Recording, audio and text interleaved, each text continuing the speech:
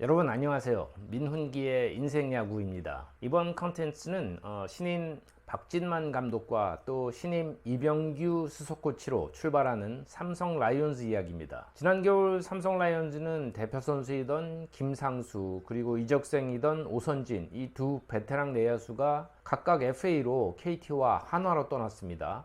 김상수의 보상 선수로 야수 김태훈 선수가 가세를 했고 그리고는 더 이상의 변화가 없었습니다. 좋은 활약을 펼쳤던 외국인 선수 3명과는 모두 재계약한 그것은 팬들에게 반가운 소식이었는데 뜨거웠던 FA 시장에서 대여급 선수 영입이라도 있을까 기대했던 삼성 팬들에게는 좀 아쉬웠던 겨울이기도 합니다. 자, 삼성의 지난 시즌 성적을 우선 좀 살펴볼까요? 팀 WAR을 보면 공격력이 20.58로 6위였고요. 투수력은 13.46으로 7위였습니다. 투타 합계가 34.04, 7위였으니까 이게 참 신기하죠?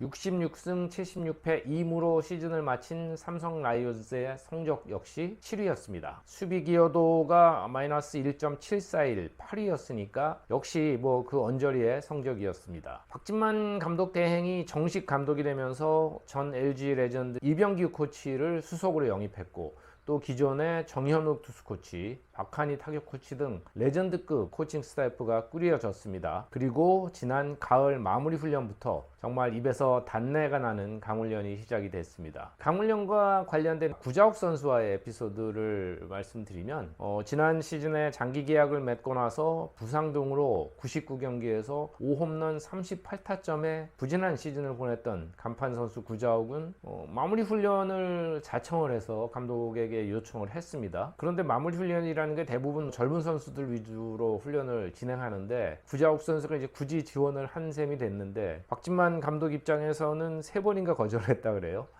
젊은 선수들, 루키들 대상으로 아주 필요한 강훈련을 실시하는 그런 마무리 훈련에 고참 구자욱이 끼면 서로 좋을 게 없다 이렇게 생각을 했던 거죠. 그런데 구자욱 선수 수차례 반복해서 요청을 했고 결국 참가해서 훈련 일정을 소화를 했습니다. 대략 아침 8시쯤 시작해서 방에 들어가면 밤 8시쯤 되는 그런 훈련이 마무리 훈련, 동계훈련, 스프링 캠프까지 이어졌다고 합니다. 팀 전력의 강화가 크게 없이 과연 맹훈련이 어떤 결과로 이어질까 관심이 쏠렸는데요. 연습 경기 초반까지만 해도 연전 연패를 하면서 역시나 하는 그런 시선도 있었는데 그 이후에 시범 경기까지 정말 대단한 승률을 보이면서 선두권으로 계속 달렸고 그러면서 이 맹훈련, 강훈련이 재평가가 이루어지기도 했습니다. 물론 많은 선수들을 고루 기용하고 주전들의 휴식도 많고 그런 연습 경기, 시범 경기에 큰 의미를 둘 것은 아니지만 특히 젊은 선수들에게 강훈련이 반드시 필요하고 효과도 눈에 띌 정도였다 이렇게 평가한 박진만 감독의 말에 고개를 끄덕이게 되는 부분도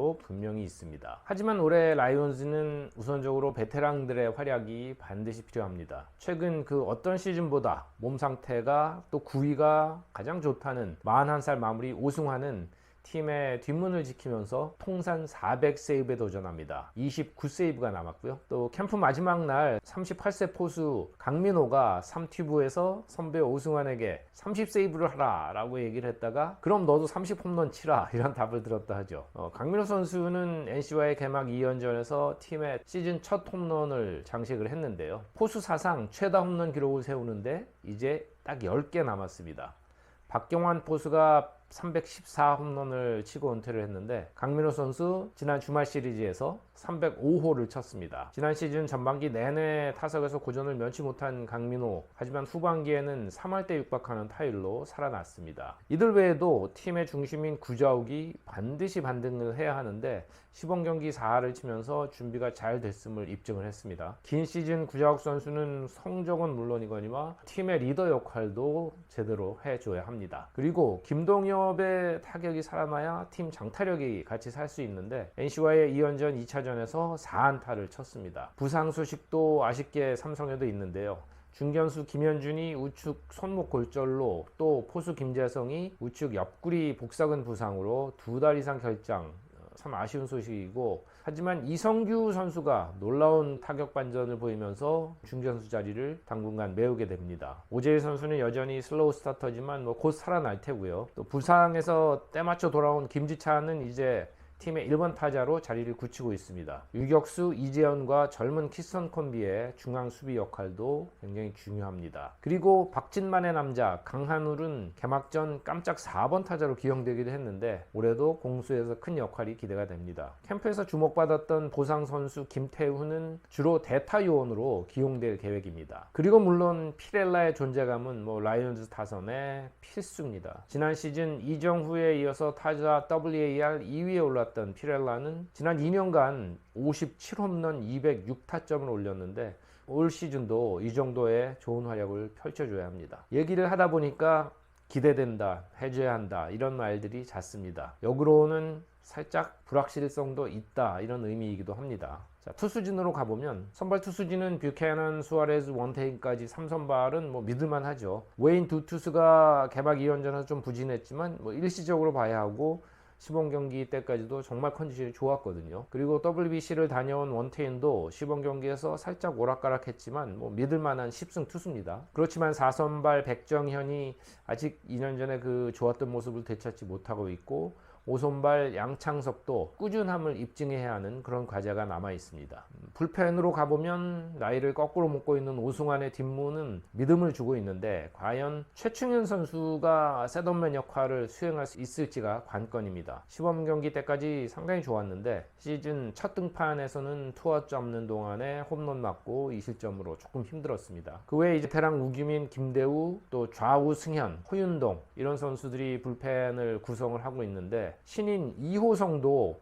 강심장의 배짱투로 인정을 받고 있습니다. 또 6월 말이 되면 상무를 제대하는 최채웅과 최지광 선수 투수진에 힘을 보탤 수 있는 그런 자원들이 6월 말 7월 초면 가세를 하게 됩니다. 사실 라이온즈는 작년에 전력에서 WAR 부문에서는 높아진 보강이 없었습니다. 그렇기 때문에 구자욱, 김동엽, 최충현, 이원석 이런 베테랑들이 더 나은 시즌을 만들어줘야 하고 김지찬, 이성규, 이재현 등이 훨씬 또 발전된 모습을 보여야지만 전력 상승이 이루어지게 됩니다. 그렇지만 이번 시즌에 주목해야 할 점은 어쩌면 박진만 체제의 정착과 효과일지도 모릅니다. 지난 시즌 박진만 감독 대행이 팀을 맡은 이후 8월 1일 그 이후에 라이온즈의 성적은 28승 22패로 리그 4위였습니다. 그리고 동계훈련과 스프링 캠프를 거치면서 더욱 색채가 짙어진 것으로 보입니다. 포기하지 않고 팬들이 납득할 만한 경기력과 또 정신력을 꾸준히 보일 수 있다면 2023 삼성 야구는 즐길 만한 그런 야구를 보여주지 않을까 기대를 하게 되고요. 그리고 포기하지 않는 그 도전을 이어간다면 5강 도전이라는 소득이 있을지도 모를 일입니다. 삼성 라이온즈 이야기는 여기까지입니다. 다음 편은 롯데 자이언츠 이야기로 돌아오겠습니다. 고맙습니다.